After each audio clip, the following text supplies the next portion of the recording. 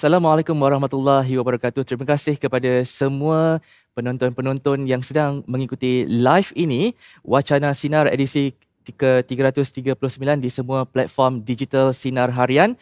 Dan pada malam ini kita akan membincangkan tajuk yang begitu panas juga, iaitu lantikan jawatan utama benar-benar bebas. Dan saya juga ingin merakamkan ucapan salam 17 Ramadan kepada semua umat Islam yang sedang menjalani ibadah puasa dan sama-sama kita menghayati peristiwa turunnya Al-Quranul Karim sempena Hari Nuzul Quran yang disambut pada hari ini.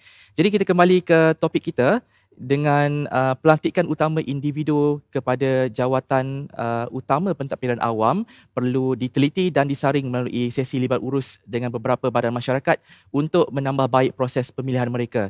Dan rakyat juga menuntut perubahan yang lebih dinamik berhubung pelantikan jawatan penting berkenaan supaya dapat mewujudkan persekitaran bebas rasuah dan bebas daripada campur tangan politik di negara ini. Ia sekaligus menjauhi persepsi negatif dan pandangan serong terutamanya rakyat terhadap pentadbiran awam menerusi usaha konstruktif ke arah penambahbaikan dan pemerkasaan suruhanjaya, jabatan dan agensi kerajaan. Tanpa melengahkan masa, saya ingin memperkenalkan dua orang panel yang tidak asing lagi kepada kita. Yang pertama, Tan Sri Zulkifli Ahmad. Assalamualaikum Tan Sri. Waalaikumsalam. Tan Sri merupakan Presiden Center of Digital Assets Malaysia yang juga bekas Ketua Suruhanjaya Pencegah Rasuah Malaysia SPRM dan juga Profesor Datuk Dr. Syam Rahayu Abdul Aziz, pakar perlembagaan kita. Terima kasih Prof. Terima kasih bersama kembali. kami. Okey, kita teruskan dengan perbincangan kita dengan melihat banyak pelantikan jawatan penting Tan Sri di negara ini yang dinyatakan dalam pelbagai peruntukan perlembagaan persekutuan sebelum ini dibuat setelah mengambil kira beberapa kriteria termasuk integriti seseorang calon itu sendiri. Bolehkah Tan Sri kongsikan definisi sebenar integriti ini terhadap calon-calon ke jawatan penting? Apabila kita berkata tentang integriti, maka sudah semestinya lah seseorang yang nak dicalonkan itu perlu benar-benar bebas daripada perlakuan rasuah ataupun salah guna kuasa. Dan pada kebiasaannya calon-calon ini akan ditapislah oleh agensi-agensi kerajaan yang berkaitan seperti Suruhanjaya Pencegahan Rasuah Malaysia dan juga Polis Diraja Malaysia sebelum nama-nama ini diangkat untuk kelulusan kepada sesuatu jabatan itu sendiri. Okey. Itu definisi integriti pada pandangan Tan Sri. Dan Prof pula macam mana? Saya fikir dalam konteks yang kita bincang pada malam ini ialah petang ini ialah berkaitan dengan kebolehupayaan untuk membebaskan diri daripada arahan ataupun daripada campur tangan pihak luar. So dalam konteks tu saya fikir satu dari membebaskan diri daripada campur tangan pihak lain.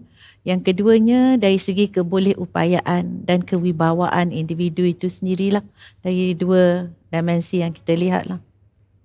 Itu kriteria ataupun definisi integriti yang kita maksudkan sebelum melantik seseorang calon ke jawatan-jawatan penting di negara ini.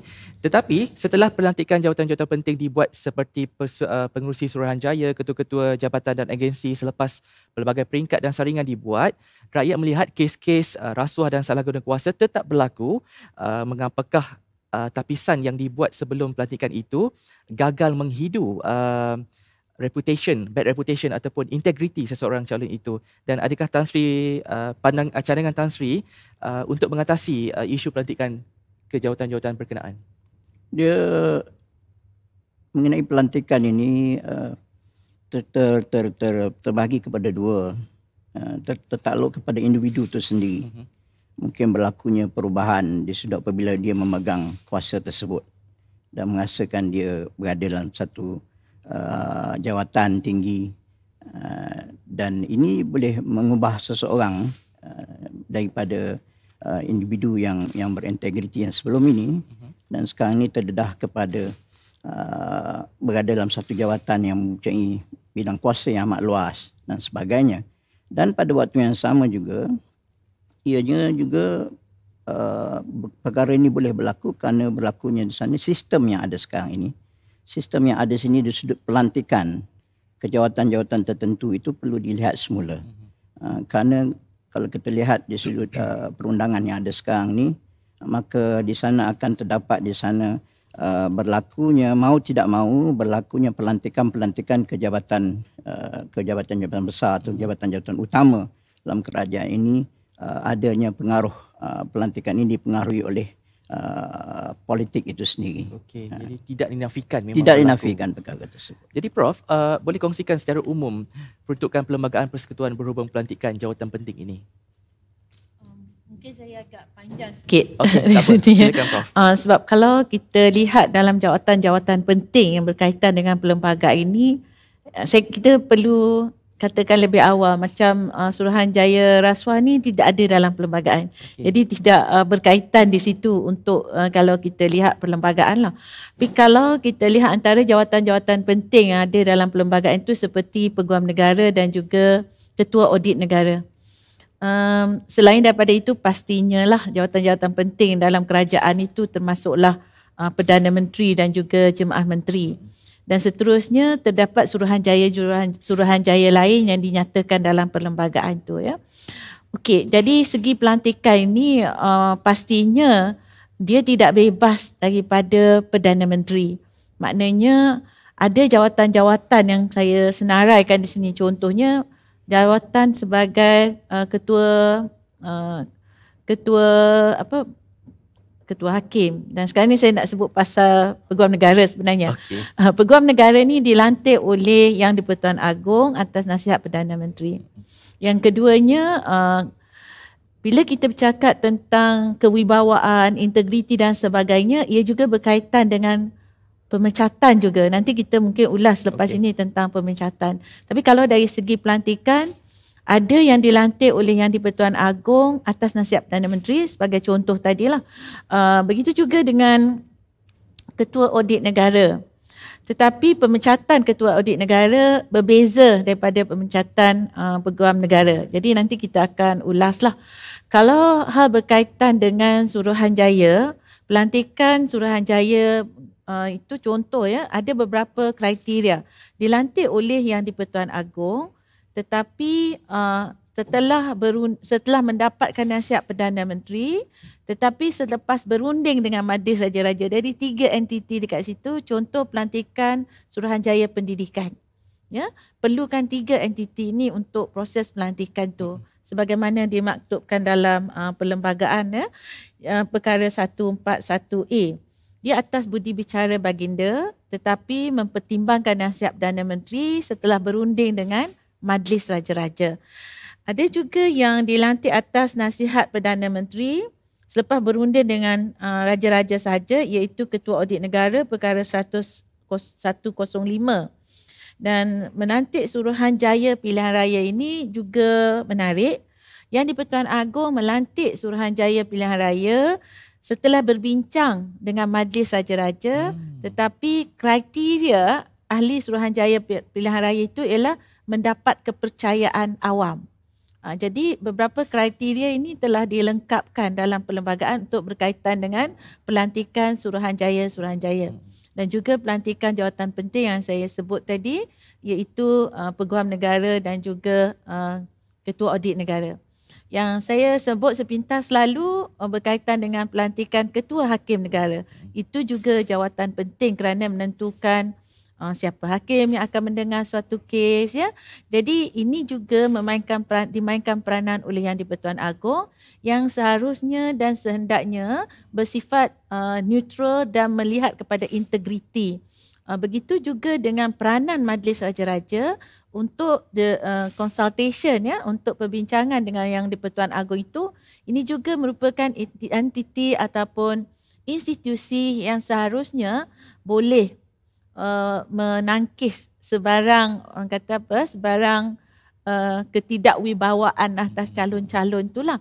Jadi di sini saya percaya kalau kita merujuk kepada perlembagaan, beberapa peruntukan ini telah memberikan satu pendekatan bahawa ia bukan semata-mata lantikan politik, dan kita harap untuk masa hadapan Malaysia ini harapkan institusi beraja sebagai institusi neutral ini juga memainkan peranan yang amat penting untuk meneliti, terutamanya dalam pelantikan yang dikatakan sebagai satu kriteria yang boleh ditentukan, contoh Suruhanjaya pilihan raya tadi ialah mempunyai kepercayaan awam. Bagaimana Yang di-Pertuan Agong dan juga Majlis Raja-Raja boleh berunding untuk menentukan seseorang yang akan dilantik itu mempunyai kepercayaan awam. Tapi kalau atas nasihat Perdana Menteri, ini ada polemik perlembagaan ya. Apabila dikatakan Yang di-Pertuan Agong melantik seseorang itu atas nasihat Perdana Menteri, maka ia seolah-olah ada polemik bahawa Yang di-Pertuan Agong hendaklah bertindak atas nasihat. Jadi di sini dalam konteks perlembagaan, kita harus teroka penafsiran itu untuk memastikan Yang di-Pertuan Agong juga bebas untuk memberikan pandangan baginda tentang sesuatu pelantikan. Sebab ini juga dinyatakan sebagai hak Yang di-Pertuan Agong itu ketika menilai nasihat yang diberikan oleh Perdana Menteri, termasuklah nasihat untuk pelantikan sesuatu jawatan. Dalam pengalaman negara, pelantikan hakim contohnya hanya sekali yang dipersoalkan oleh Majlis Raja-Raja yang menyatakan tentang ketidaksediaan Raja-Raja untuk memperkenan cadangan Perdana Menteri itu untuk pelantikan hakim. Tetapi sekarang kita dah berubahlah dari segi pelantikan hakim ni, dia berkaitan juga dengan cadangan yang dibuat dengan Judicial Appointment Commission ya, lantikan Suruhanjaya Kehakiman. Lantikan Suruhanjaya oleh cadangan oleh Suruhanjaya Kehakiman juga, Suruhanjaya itu tidak ada dalam perlembagaan. Dan setakat ini yang obviousnya, yang jelas yang tidak ada dalam perlembagaan ialah Suruhanjaya pencegahan rasuah, Suruhanjaya hak asasi manusia dan Suruhanjaya pelantikan kehakiman. Ini adalah Suruhanjaya yang tidak ada dalam pelantikan. Jadi mungkin para penonton juga ingin tahulah kenapa kita letakkan Suruhanjaya ni. Biasa saya buat kelakar sikit lah. Pesuruh yang berjaya ya. Pesuruh jaya Suruhanjaya ini akan dilantik oleh pesuruh-pesuruh jaya yang dilantik dengan kewibawaan tersendirilah. Jadi itulah secara ringkas apa yang ada dalam perlembagaan tentang lantikan-lantikan jawatan-jawatan penting. Okey. Prof telah memberi satu penjelasan yang memang kita sendiri dah faham, saya sendiri dah faham, saya rasa semua penonton yang mengikuti siaran ini pun dah faham mengenai peruntukan yang ada di dalam perlembagaan untuk melantik seseorang individu ke jawatan-jawatan utama di dalam Suruhanjaya ataupun jabatan-jabatan dan agensi-agensi kerajaan. Jadi seterusnya kita nak panaskan perbincangan kita sebab dalam beberapa tahun ini selepas pilihan raya yang lalu, 3 orang Perdana Menteri telah pun bertukar. Kita dah ada 3 orang Perdana Menteri. Jadi setiap kali bertukarnya kerajaan, ia juga menjadi lumrah apabila jawatan-jawatan utama termasuk pengerusi Suruhanjaya, ketua-ketua jabatan dan agensi yang penting ditukarkan juga mengikut haluan Perdana Menteri semasa. Okey, itu yang rakyat nampak. Jadi rakyat melihat secara umumnya ia dibuat untuk kepentingan politik sesebuah kerajaan yang memerintah pada ketika itu, dan bukankah perkara sebegini akan memberi kesan negatif kepada sistem pentadbiran kerajaan? Ya, benar apa yang berlaku kalau kita lihat dalam tempoh 3 atau 4 tahun kebelakangan ini berlakunya perubahan, tetapi yang nampak ketara perubahan kepada ketua jabatan, yang nampak ketara terdapatnya perubahan adalah dua ketua jabatan. Iaitu pertama sekali yang melibatkan peguam negara. Berlakunya pertukaran peguam negara daripada Tan Sri Apandi Ali kepada Tan Sri Tommy Thomas dan kemudian kepada Tan Sri Idrus. Ada 3 peguam negara dalam tempoh 3-4 tahun ini. Begitu juga perubahan yang amat ketara berlaku di Suruhanjaya Pencegahan Rasuah Malaysia. Daripada saya sendiri kemudiannya ditukar kepada Datuk Seri Syukri, kemudiannya Puan Latifah Koya, dan seterusnya sekarang ini Tan Sri Azam Baki. Jadi terdapat 4 ketua Pesuruhjaya yang berlakunya pertukaran itu. Kalau melihat di sudut itu, kalau kita melihat di sudut pelantikan, kenapa ini berlaku? Kerana kalau kita tidak dapat lari daripada peruntukan undang-undang di sudut pelantikan ketua-ketua jabatan ini. Kita tak nampak perubahan yang besar. Contohnya sebagai ketua audit negara, tidak ada perubahan banyak besar lah. Mungkin kerana pencen maka dilantik baru ketua audit negara yang baru. Dan juga di sudut ketua hakim negara. Maka apabila berlakunya pelantikan itu, maka tidak ada perubahan besar. Jadi kalau dilihat sudut peruntukan undang-undang itu juga bagi saya ianya memberi kesan kenapa perkara ini berlaku. Di sudut pelantikan peguam negara ini dilantik oleh Yang di-Pertuan Agong atas nasihat Perdana Menteri. Begitu juga pelantikan Ketua Pesuruhjaya SPRM adalah dibuat atas nasihat Perdana Menteri, oleh Yang di-Pertuan Agong. Cuma dan dalam dua-dua keadaan jawatan tersebut, di sudut security of tenure, jaminan kepada jawatan tersebut tidak ada peruntukan yang sama sebagaimana peruntukan jaminan kepada pejawatan itu di dalam Ketua Audit Negara contohnya. Begitu juga pelantikan Ketua Hakim Negara. Untuk memecat Ketua Hakim Negara, untuk memecat Ketua Audit Negara, Yang di-Pertuan Agong setelah menerima representasi daripada Perdana Menteri, perlulah menubuhkan tribunal. Jadi bukan senang nak ubah ataupun nak memecat atau nak mengambil tindakan terhadap Ketua Audit Negara maupun apatah lagi dan Ketua Hakim Negara ataupun hakim-hakim Mahkamah Persekutuan. Maka ianya mempunyai proses yang agak sukar dan panjang dan rumit untuk memecat dan membetingkan.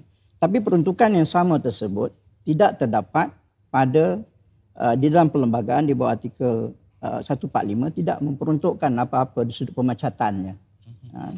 Tidak sama, proses yang sama terhadap Ketua Audit Negara tidak terpakai kepada Peguam Negara. Begitu juga apatah lagi dalam konteks Ketua Pesuruhjaya. Ketua Pesuruhjaya pula di sudut, kalau kita melihat di sudut pemecatan, Ketua Pesuruhjaya ini boleh dipecat. Dia akan memegang jawatan tersebut at the pleasure of the Pertuan Agong, subject on the advice of the Prime Minister. Tertakluk kepada nasihat Perdana Menteri. Jadi dari sudut itu, Perdana Menteri memain peranan yang amat penting. Mau tidak mahu apabila berlakunya perubahan kepada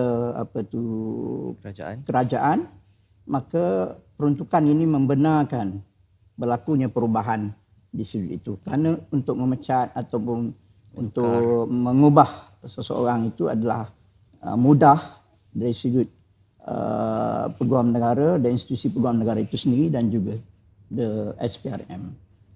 Itu yang nyata yang terdapat dalam peruntukan undang-undang. Okay. Jadi bagi saya ini antara alasan-alasan kenapa perkara ini berlaku. Kalau kita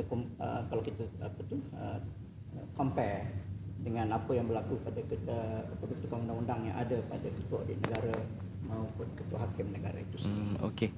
Jadi memang ada kesan negatif sekiranya berlaku perubahan setiap kali berubahnya kerajaan. Tapi ada peruntukan-peruntukan tertentu bukan sewenang-wenangnya boleh ubah. Betul, Prof. Betul, Tan Sri.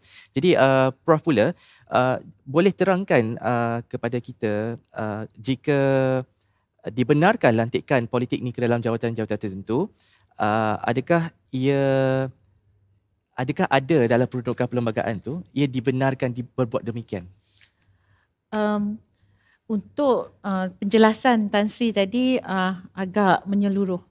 Maksudnya apabila kita bercakap tentang pelantikan itu, sekiranya dia memerlukan berkaitan dengan pelantikan ni, kita kena lihat dulu pemecatan tu boleh pecat ataupun tidak kan. Kalau hal berkaitan dengan pemecatan yang sukar melalui proses yang sukar seperti yang Tan Sri sebut dalam pelantikan ketua hakim atau hakim-hakim bagi mahkamah tinggi, the superior court dekat mahkamah tinggi, mahkamah rayuan dan mahkamah persekutuan tu, dan juga juru audit negara ni, dia melalui satu proses yang sukar. Apabila mudah untuk dipecat atau ditamatkan secara awal perkhidmatan itu, maka akan berlakulah campur tangan politik ni. Jadi pada saya, contoh ya, peguam negara pada asal peruntukan semasa kita merdeka, pemecatan peguam negara ini atau security of tenure itu sangat tinggi. Yang mana sebelum berlaku pindaan. Maknanya dulu yang peguam negara ini hanya boleh dipecat sama dengan ketua audit negara yang sebagaimana cara untuk memecat seorang hakim atau ketua hakim pada peringkat mahkamah tinggi. Ke ataslah mahkamah tinggi, mahkamah rayuan dan mahkamah persekutuan. Jadi apabila dipinda perlembagaan itu untuk memudahkan pemecatan. Jadi apabila pemecatan atau penamatan perkhidmatan itu dimudahkan, maka di sini mungkin ada ruang untuk campur tangan politik. Ya. Jadi kita lihat kalau pemecatan atau pertukaran itu mudah dibuat, maka ia memudahkan campur tangan politik. Di dalam perlembagaan adalah ruang-ruang untuk campur tangan itu. Contohnya semacam pelantikan peguam negara, ya, semacam pelantikan peguam negara. Dan kita nampak jugalah apa yang telah berlaku di negara kita ni kan, adanya peguam negara yang ditamatkan perkhidmatan lebih awal dan ada peguam negara yang meletakkan jawatannya begitu saja, dan sebenarnya peletakan jawatan ni is not an issue, tapi pemecatan dan penamatan awal itu menjadi isu. Jadi saya fikir ruang-ruang ini akan membolehkan, ruang-ruang maksudnya mudahnya untuk memecat seseorang atau menukar pimpinan pada suatu jawatan tinggi itu, ia akan mengupayakan campur tangan politik, ya. Jadi pada pandangan saya, kalau merujuk kepada peruntukan perlembagaan itu, kita lihat kepada security of tenure tadi, maknanya dia selamat atau tidak dalam kedudukan dia sebagai seorang pemegang jawatan yang tinggi tersebut. Jadi dalam perlembagaan yang ada security of tenure adalah ketua audit negara, hakim-hakim, but not bukan peguam negara. Okey. Saya mungkin tambah sedikit. Yang perlu dilihat juga di sudut pelantikan itu sendiri berbeza. Dia bukan setakat pemecatan. Di sudut pelantikan, kedua audit negara dan juga ketua hakim adalah berbeza.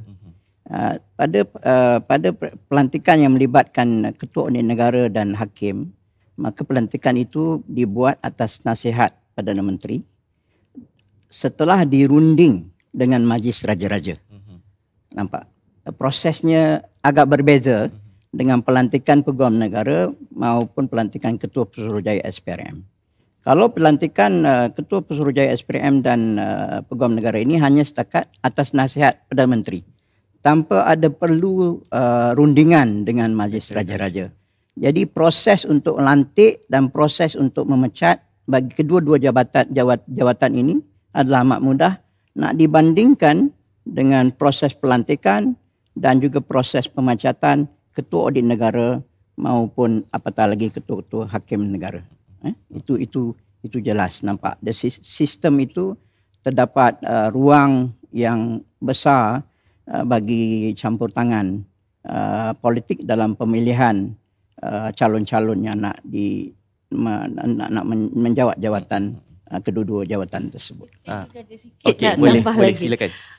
Bila melihat yang penting ialah pelantikan Suruhanjaya Pilihan Raya, ia juga dilakukan oleh Yang di-Pertuan Agong setelah berbincang dengan Majlis Raja-Raja dan mempunyai kriteria kepercayaan awam. Tapi kita lihat apa yang berlaku dekat negara kita ni, ia juga mudah untuk ditukar. Apabila contohlah macam Speaker Dewan Rakyat dulu dan kemudian dulu di pengurusi Suruhanjaya Pilihan Raya, kemudian ditukar menjadi Speaker Dewan Rakyat, ya, maknanya seolah mudahlah. Seolah mudah walaupun ada elemen perundingan dengan Majlis Raja-Raja dan tidak ada elemen nasihat Perdana Menteri. Jadi di sini juga menarik, walaupun Perdana Menteri itu tidak ada dalam proses lantikan, ia juga mudah dan membolehkan pengaruh politik itu digunakan untuk penukaran atau mempercepatkan penamatan perkhidmatan tu. Jadi bila penamatan perkhidmatan secara awal ataupun pemecatan tu ada ruang-ruang untuk campur tangan politik masuk, setuju tak Tan Sri kalau calon-calon yang yang bakal diisi menerajui sesebuah suruhanjaya jabatan kerajaan ataupun agensi-agensi kerajaan yang besar ni diputuskan melalui syur parlimen. Ada pandangan yang menyatakan sedemikian, dan banyak pandangan yang mengatakan jalan penyelesaiannya kita pergi ke parlimen. Bagi saya tidak setuju tentang perkara tersebut. Kerana apa? Kita berbalik kepada siapa yang ada majoriti di parlimen. Okey. Jadi keputusan itu simple majority, bukan two-third majority untuk pelantikan ini. Jadi kalau simple majority, terpulang kepada mana-mana pihak yang mempunyai majoritinya untuk memilih. Jadi kalau kita pulangkan kepada parlimen untuk membuat pemilihan tersebut, dan ianya juga akan ada di sana campur tangan politik kerana majoriti, siapa yang berada majoriti di parlimen itu sendiri. Tentunya majoriti di parlimen itu juga yang akan membentuk kerajaan. Kita balik kepada asal balik. Jadi tidak akan ada penyelesaian. Jadi itu yang saya nak nyatakan di sini. Saya nak bawa suatu cadangan yang agak drastik tentang pelantikan ini. Bagi saya sudah sampai masanya apabila kita tengok dalam isu darurat. Profesor terlibat secara langsung dan tidak langsung dari sudut nasihat perundangan yang diberikan. Jadi sudut darurat itu dahulu pun bagaimana berlakunya kita ada sedikit krisis sudut interpretasi kuasa yang di-Pertuan Agong, kuasa Perdana Menteri dan sebagainya.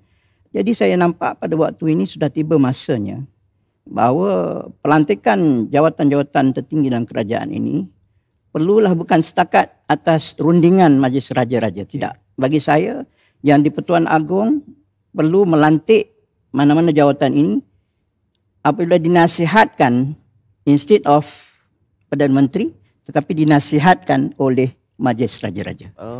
Jadi bagi saya ini adalah satu jalan penyelesaian yang jelas, kerana Majlis Raja-Raja, Raja-Raja Melayu ini bebas daripada pengaruh politik. Dia lebih memikirkan, Raja-Raja Melayu lebih memikirkan tentang rakyat daripada kepentingan dan agenda politik, parti-parti politik. Dia melangkaui kesemuanya itu. Jadi kalau kita serahkan kepada Majlis Raja-Raja untuk memutuskan siapakah yang layak untuk berada di jawatan-jawatan tertinggi ini dan menasihati yang di-Pertuan Agong untuk pelantikan tersebut, jadi saya rasa ini akan membebaskan mereka yang dilantik itu daripada pengaruh politik. Apatah lagi kita nak apa yang diputuskan oleh 9 raja-raja Melayu. Ya, bukan senang untuk nak mempengaruhi mana-mana, satu pun susah. Betul. Apatah lagi 9 raja-raja Melayu dan termasuk juga TYT yang ada dalam komposisi Majlis Raja-Raja. Bagi saya ini adalah satu cadangan yang nampak dalam konteks kita lah. Kita melihat di sudut bagaimana kita nak buat perubahan, mestilah dalam konteks perlembagaan kita, raja berperlembagaan. Jadi sudah sampai masanya kita memberikan mandat yang lebih besar, peranan yang lebih besar kepada Majlis Raja-Raja Melayu untuk memutuskan jawatan-jawatan tinggi kerajaan ini, dan yang pastinya apabila terlantik seseorang ke jawatan ini melalui proses tersebut, satu, dia bebas dari persepsi pengaruh politik. Yang kedua juga, bagi sesiapa yang berada di jawatan tersebut akan merasa lebih yakin untuk bertindak tanpa kerisauan tentang implikasi kepada tindakan yang dia ambil. Jadi dari sudut itu tidak akan timbul lagi lah. Jadi kalau sekiranya macam Peguam Negara sekarang bertindak terhadap pembangkang contohnya, walaupun terdapat keterangan yang mencukupi dan sebagainya, tetapi persepsi dan dilihat juga sebagai adanya pengaruh politik kerana lantikan tersebut dibuat atas nasihat Perdana Menteri. Betul. Jadi untuk mengubah perkara tersebut, saya tidak nampak jalan lain melainkan memberi dan memertabatkan institusi Majlis Raja-Raja ini, meletakkan mereka pada tahap yang sebenarnya dalam perlembagaan dan seterusnya menasihati yang di-Pertuan Agong untuk melantik mereka-mereka yang layak pada pandangan Majlis Raja-Raja untuk menerajui institusi-institusi penting dalam negara. Okey, Tan Sri. Tan Sri, Prof, kita nak beristirahat seketika. Jangan ke mana-mana, kita akan bersambung selepas ini.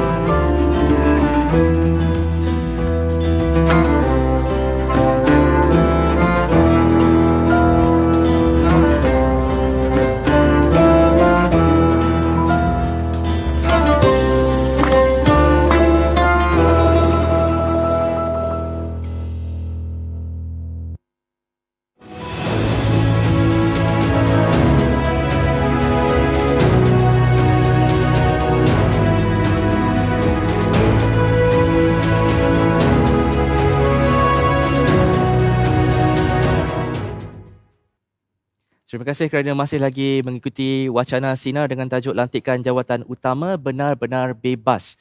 Jadi kita teruskan perbincangan. Soalan seterusnya kepada Prof.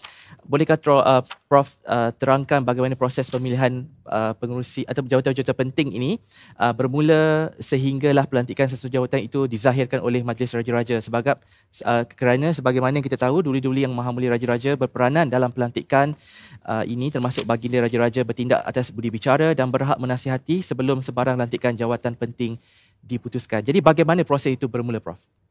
Mungkin saya mula dengan sejarah kuasa Majlis Raja-Raja. Saya nak Prof. respon yang Tan Sri sebut tadi. Okey, di dunia ni Malaysia je yang ada Majlis Raja-Raja. Dan kenapa Majlis Raja-Raja ini ditubuhkan pada awalnya ialah untuk menunjukkan muafakatnya Raja-Raja itu apabila perjanjian-perjanjian dengan British itu tidak ditunaikan oleh British. Maknanya Raja-Raja ni mahu memperjuangkan rakyat baginda. Sebab British dah berjanji tapi tidak tunai. Jadi apabila kita bentuk perjanjian Persekutuan Tanah Melayu 1948, Majlis Raja-Raja ini telah dimaktubkan dalam peruntukan 67 hingga 76 dalam perjanjian Persekutuan Tanah Melayu tentang Majlis Raja-Raja. Tapi apabila merdeka, Suruhanjaya RIT tak letak banyak kuasa kepada Majlis Raja-Raja, cuma letak kuasa untuk melantik Yang di-Pertuan Agong. Sebab tu Raja-Raja tidak bersetuju dengan draft awal laporan Suruhanjaya RIT dan cadangan Suruhanjaya RIT itu. Maka baginda bertegas, Raja-Raja Melayu keseluruhannya bertegas untuk mendapatkan kuasa yang sebagaimana ada dalam perjanjian Persekutuan Tanah Melayu 1948. Maka kalau tuan-tuan penonton semua melihat kepada perkara 38 dalam pasal 6 perenggan B, Perlembagaan perkara 38 dalam pasal 6 ni menceritakan tentang budi bicara. Budi bicara Majlis Raja-Raja memberikan nasihat mengenai apa-apa pelantikan. Maknanya ia budi bicara Majlis Raja-Raja yang telah sekian lama kadang-kadang kita rakyat tak nampak. Tuanku semua melaksanakan budi bicara. Ramai orang bercakap kat luar sana bertindak atas nasihat. Ini kenapa? Kerana pindaan juga telah berlaku pada perkara 40 tinggal masukkan klausa 1A yang menyatakan apabila berbincang pun mengukuhkan lagi bertindak atas nasihat itu. Tapi kita telah mengabaikan perkara 38 dalam pasal 6 perenggan B. Jadi saya tidak boleh untuk tidak bersetuju apa yang Tan Sri sebut tadi, mengukuhkan lagi peranan institusi beraja. Kita tak perlu pindah perlembagaan pun. Sebab benda tu telah sekian lama ada dalam perlembagaan dan ianya tidak dizahirkan. Mungkin rakyat pula boleh menilai kembali peruntukan dalam perlembagaan itu. Jadi kalau kita kata apakah peranan-peranan yang dimainkan oleh Majlis Raja-Raja? Tanpa nasihat Perdana Menteri yang contoh-contoh yang kita sebutkan tadi ya. Kalau yang ada nasihat Perdana Menteri itu pemecatan pula diketatkan tapi dipindah juga. Macam saya cerita tadi, Peguam Negara tadi kan. Untuk niat penggubah undang-undang kita itu adalah untuk membolehkan pentadbiran negara ini lancar. Walaupun perubahan kerajaan itu berlaku. Macam dia telah menjadi bukti yang kita alami sebelum ini, lancar. Dia kena lancar walaupun pertukaran kerajaan berlaku dengan menyelamatkan jawatan-jawatan utama ini daripada pengaruh-pengaruh politik. Bukan kita tak suka sebab orang politik tu dipilih oleh rakyat juga. Tetapi rakyat terbanyak memerlukan perkhidmatan yang tidak terganggu walaupun kerajaan bertukar. Jadi di sini kalau kita memperkukuhkan institusi beraja dengan apa yang telah sekian ada, perkara 38 dalam pasal 6 perenggan B itu telah menjelaskan dengan begitu baik sekali. Dan kuasa ini sebenarnya telah dipertegaskan setelah tidak diberikan dalam draft awal. Melalui satu jawatan kuasa kerja mengkaji draft awal yang buat Suruhanjaya RIT, ada satu occasion tu wakil-wakil daripada Raja-Raja Melayu ni keluar dari mesyuarat kerana tidak dapat bersetuju dengan tindakan yang mahu diambil oleh Suruhanjaya RIT dan juga wakil-wakil kerajaan pada ketika itu. Jadi kita mengharapkan ketegasan pada pihak institusi beraja itu sendiri tentang memainkan peranan baginda sebagaimana termaktub yang dimasyhurkan dalam perlembagaan berbanding tuntutan yang dibuat oleh Raja-Raja dahulu. Jadi ada prosesnya sekiranya pelantikan itu dibuat atas nasihat Perdana Menteri. Contoh selepas berunding dengan Majlis Raja-Raja. Maka perkenan dan budi bicara Majlis Raja-Raja itu kita rujuk balik pada perkara 38 dalam fasa 6.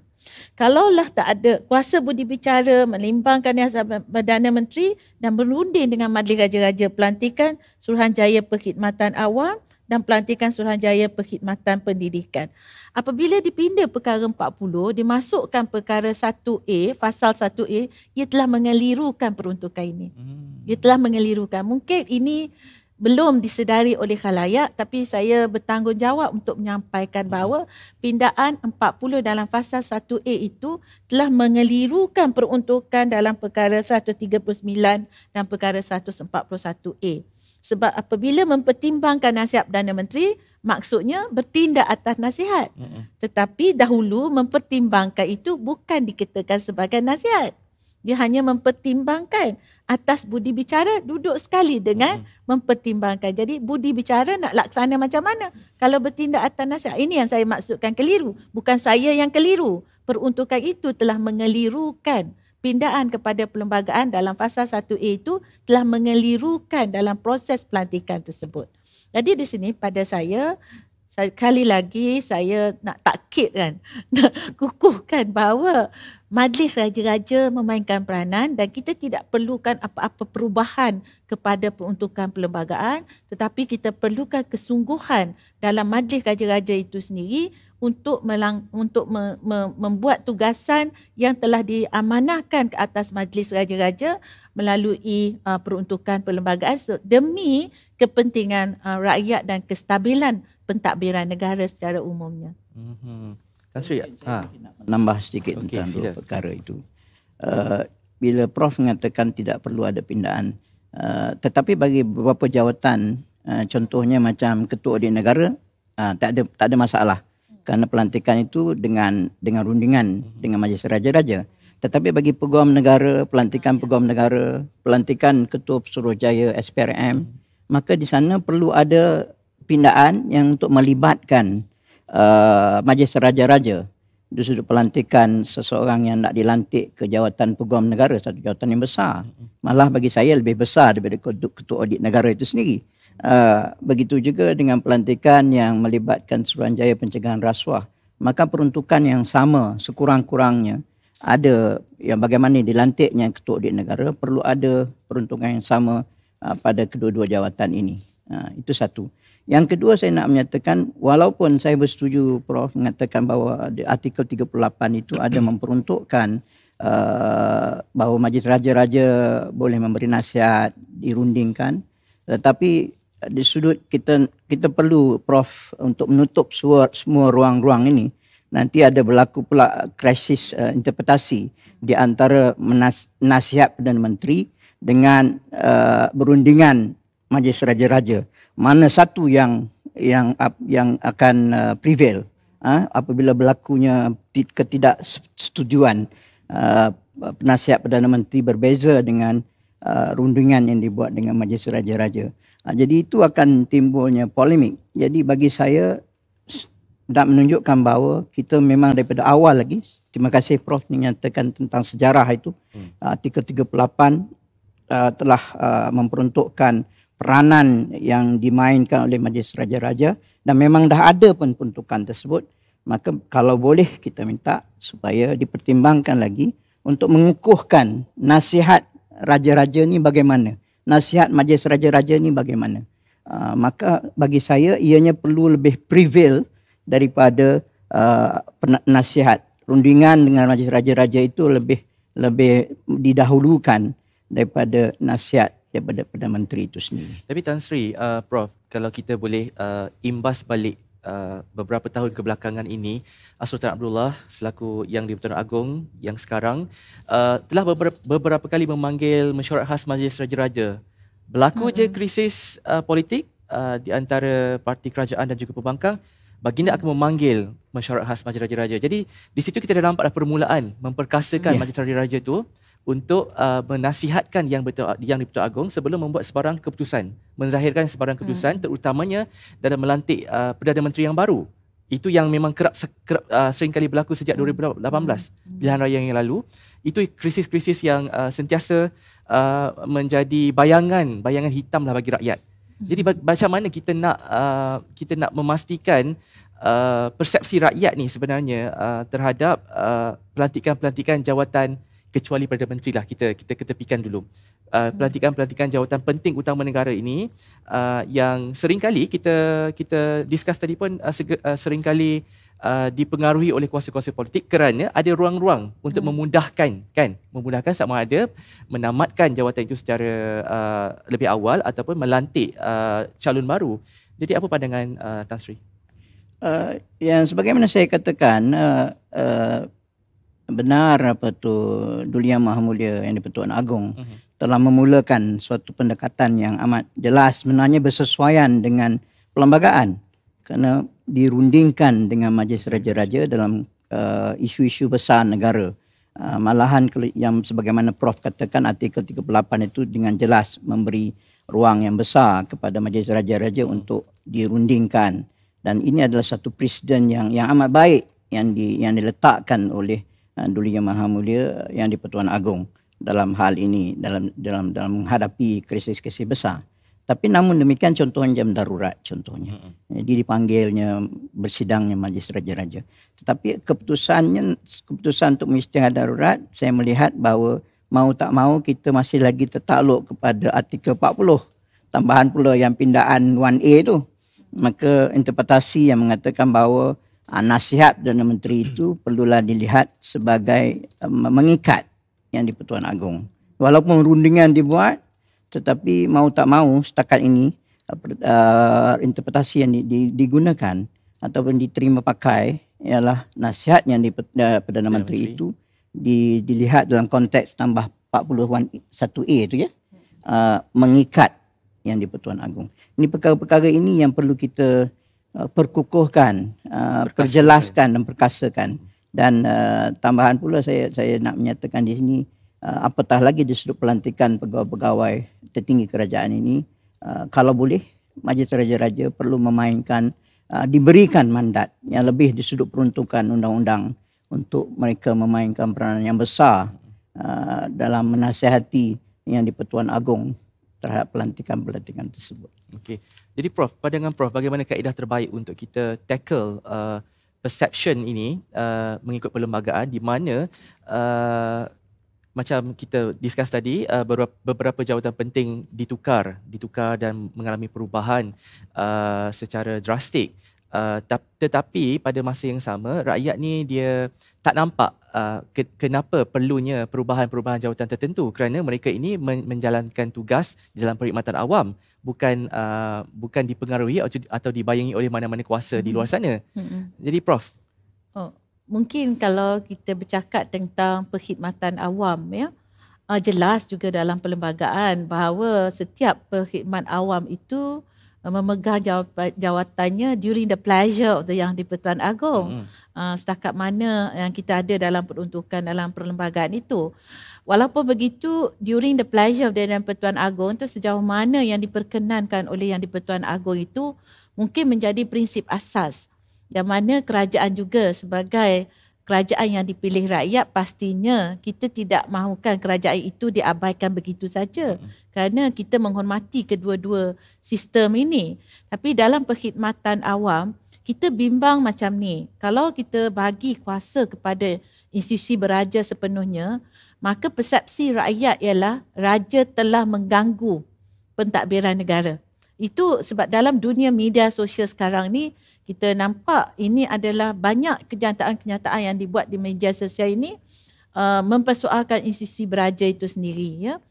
Contoh tentang pemecatan hari ini dan semalam berkaitan dengan timbalan menteri dan sebagainya, ramai yang mengadu kepada Yang di-Pertuan Agong. Ya.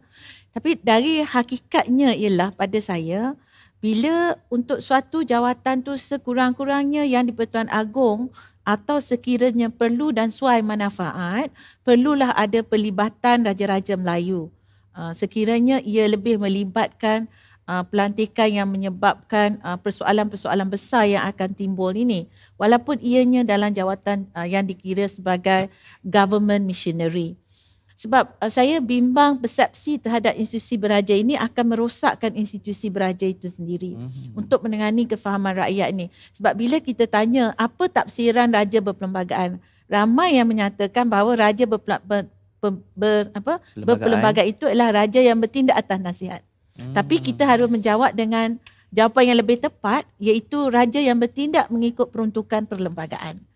Dan pada masa yang sama, raja juga hendaklah mengikut dalam missionary kerajaan. Maknanya kita tak boleh mengasingkan terus institusi beraja ini daripada pentadbiran, tetapi tidak boleh menjerumuskan raja itu dalam suatu keadaan menyukarkan baginda sekiranya dilontarkan dengan tomahan dan tuduhan untuk terlibat dalam pelantikan penting bagi kerajaan yang kerajaan itu dipilih melalui proses demokrasi. Jadi yang pentingnya di sini ialah kefahaman rakyat tentang kuasa baginda dalam perlembagaan. Dan kita sekarang ini kita sedang mengorak langkah untuk perkembangan semasa ini untuk melihat skop raja berperlembagaan di negara kita ini, ruang lingkupnya bagaimana, ya. Tapi sebab itulah saya pada awal tadi, kalau nak pindah perlembagaan mungkin ia menyukarkan, tapi kalau tak nak pindah, kita jalan dulu apa yang ada, yang dah jelas itu. Yang sukar-sukar tu biar mahkamah buat keputusan dulu. Terima kasih. Okey. Jadi kita nak tanya Tan Sri secara peribadinya berdasarkan pengalaman Tan Sri lah di SPRM sebelum ini. Adakah campur tangan politik mempengaruhi kedudukan dan keputusan Tan Sri sebagai Ketua Pesuruhjaya SPRM dalam menjalankan tugas dan amanah yang diberikan? Adakah ia memberi kesan dan imej serta reputasi SPRM itu sendiri? SPRM terpulang kepada individu yang menarajui SPRM pada suatu ketika itu sendiri. Untuk memutuskan apa tindakan yang diambil itu. Tetapi dari sudut saya nak menyatakan di sini bahawa yang penting di sini ialah kita berbalik kepada SPRM itu sendiri. Maksudnya di sudut pelantikan itu, pelantikannya itu dibuat secara mudah lah. Dan begitu juga sudut peruntukan, dia tidak ada security of tenure kepada sesiapa yang berada di posisi ketua jabatan tersebut. Jadi apa-apa tindakan yang diambil itu implikasinya itu akan mengakibatkan tentang pejawatannya sendiri. Kalau sekiranya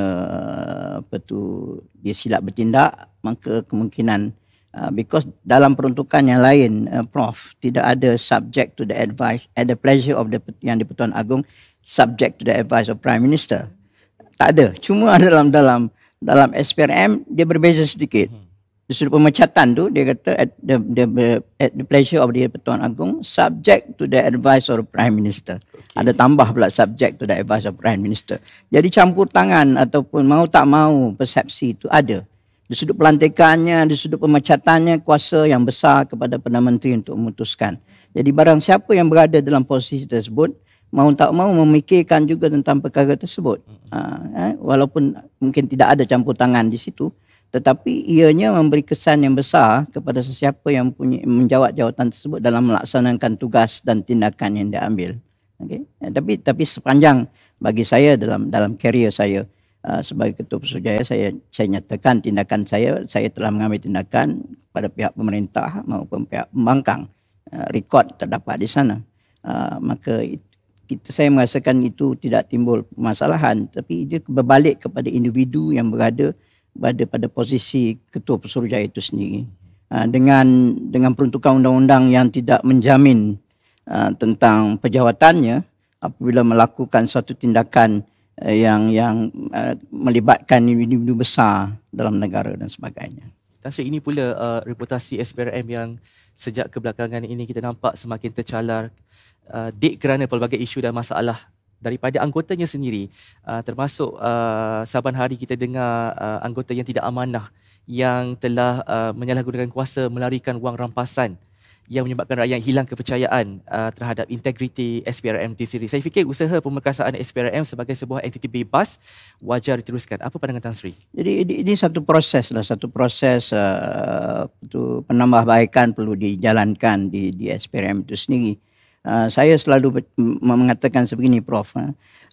Kalau sekiranya pihak polis atau agensi penguasa lain mengambil rasuah, terlibat dalam salah guna kuasa, maka terdapatnya SPRM untuk menyiasat.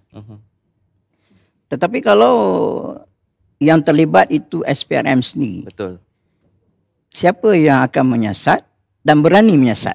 Isunya keberanian untuk menyiasat SPRM itu sendiri. Itu timbul persoalan. Jadi di sinilah di sudut kita perlu melihat semula, kalau kita nak memperkasakan lagi bahawa di sana juga perlu ada ruang untuk check and balance tindakan-tindakan yang dia ambil oleh pihak SPRM itu sendiri dalam menjalankan tugas. Macam saya kata, kalau polis buat rasuah, SPRM ada, tetapi kalau SPRM terlibat dengan rasuah, siapa nak nyiasat? Yalah.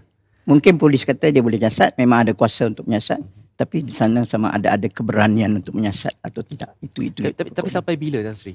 Sebab itu saya kata ini proses yang perlu dilihat balik, yang perlu ada pembaharuan di sudut perundangan itu sendiri untuk memperkukuhkan lagi tentang institusi SPRM itu secara keseluruhan. Ini satu proses yang perlu berterusan, dan kita juga perlu membawa apa-apa perubahan peruntukan undang-undang yang perlu sekiranya dirasakan perlu untuk memastikan institusi SPRM ini bukan hanya bebas tetapi dilihat bebas, bukan hanya melaksanakan tugas itu tanpa dipengaruhi, tapi mesti dilihat juga ianya melaksanakan tugas itu berdasarkan peruntukan undang-undang yang ada. Itu yang semestinya. Bukan setakat bebas, dilihat bebas, benar-benar bebas. Yes. Itu yang rakyat mahukan. Jadi yang terakhirnya, Prof, cadangan Prof untuk memastikan lantikan-lantikan penting di dalam perkhidmatan awam, dalam kerajaan ini benar-benar bebas daripada campur tangan politik, bebas daripada kes rasuah dan salah guna kuasa dari sudut pemilihan calonnya, serta calon itu layak, saya suka Prof kata tadi, calon-calon yang berwibawa, yang layak untuk memegang amanah berkenaan, dan juga cadangan untuk memperkasakan lagi kuasa-kuasa yang dimiliki oleh Majlis Raja-Raja terhadap pelantikan-pelantikan sebegini. Okey, saya nak balik kepada pernyataan Tan Sri yang awal tadi, bahawa apabila semasa lantikan mungkinnya dia tip-top lah. Okay. Tapi apabila temptation dalam menjalani kuasa itu, manusia boleh berubah. Tuhan menguji. Sesungguhnya jawatan tinggi itu adalah satu ujian yang perlu dilalui dengan baik atau dengan. Jadi yang pentingnya saya sebagai orang pendidikan lah, tanamkan Tuhan dalam diri lah. Itu yang penting dari segi pendidikan, dari segi kursus-kursus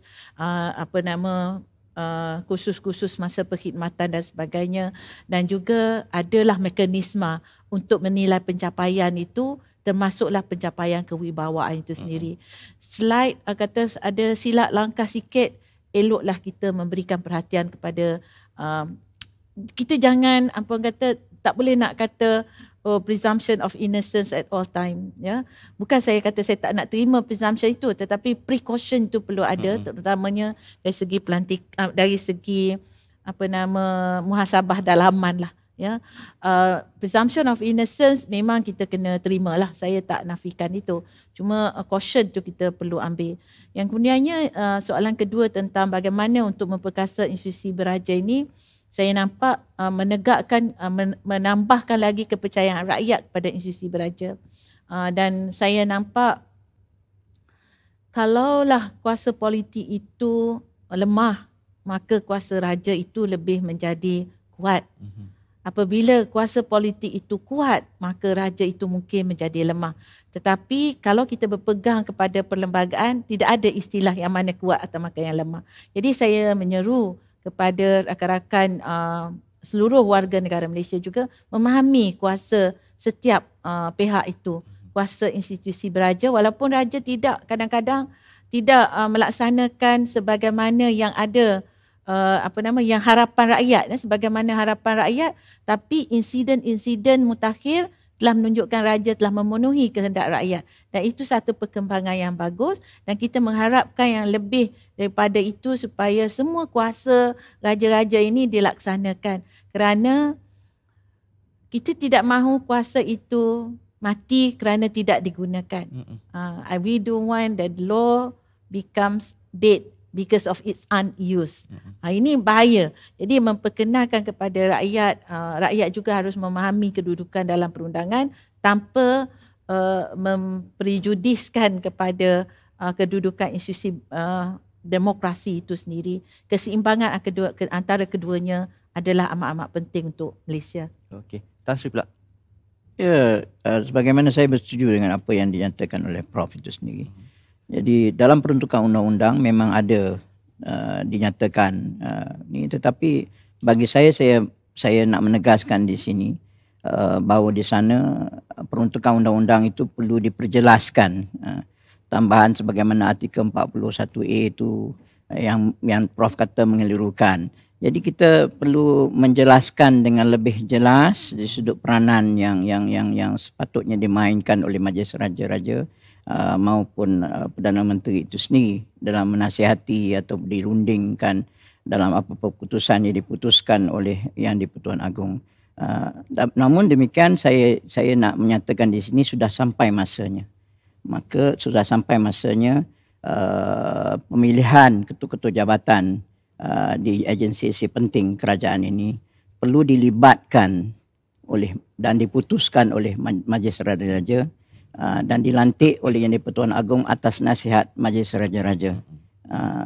Walaupun ada peruntukan sudut rundingan, ada peruntukan yang menyatakan Majlis Raja-Raja dirunding, tetapi kita perlu lagi lebih diangkat kerana keadaan sekarang tak mencerminkan apa yang diperuntukkan di dalam perundangan, sama ada ianya disebabkan kekeliruan atau ketidakfahaman peruntukan undang-undang tersebut. Maka kita perlu jelaskan perkara tersebut, dan bagi saya penyelesaian kepada isu-isu ini untuk melihat bahawa ketua-ketua jabatan agensi kerajaan besar ini melaksanakan tugas dengan bebas, dilihat bebas dan benar-benar bebas, maka di sudut pelantikan itu perlulah bagi saya dilantik oleh di-Pertuan Agong atas nasihat Majlis Raja-Raja daripada atas nasihat Perdana Menteri semata-mata.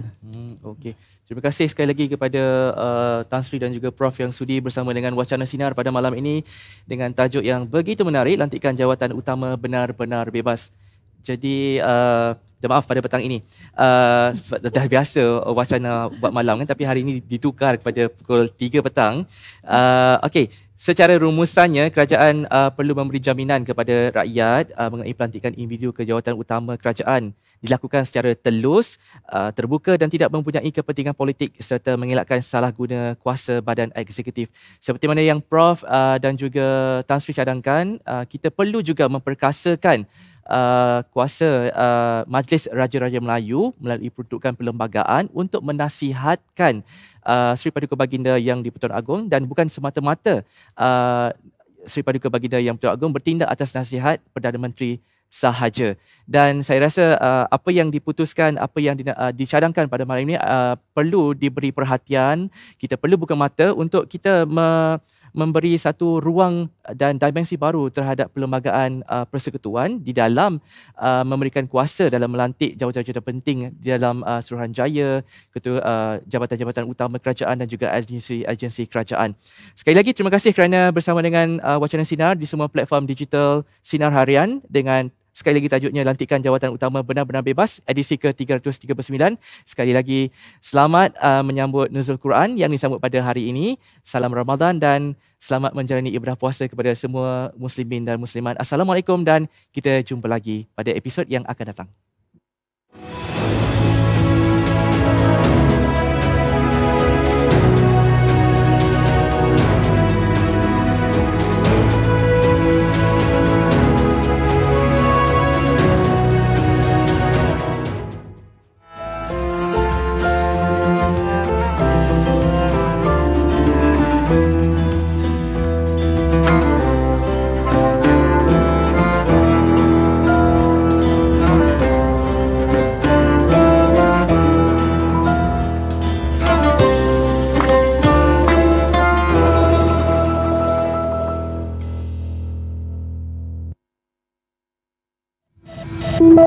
Thank you.